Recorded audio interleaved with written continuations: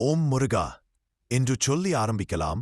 மலை மேல் பிரகாசமான ஒளியில் தோன்றும் கடவுள் முருகன் பின்னணியில் மேகங்களுடன் தெய்வீக ஒளியுடன் தோன்றினார். அசுரர்களால் துன்புறுத்தப்படும் தேவர்கள், பயமும் கவலையும் நிறைந்த தேவரின் முகங்கள். அசுரர்களின் கொடுமையால் தேவர்கள் தவித்தனர். அப்போது 6 முகங்களைக் கொண்ட குழந்தை முருகன் கிருத்திகைகள் சுற்றி நின்று வளர்க்கும் காட்சியில் சக்தியின் வடிவாக முருகன் அவதரித்தார். பொன்னிற வேலாயுதத்தை பிடித்த முருகன் கண்களில் தைரியம், தர்மத்தை காக்க வேலாயுதம் ஏந்தினார்.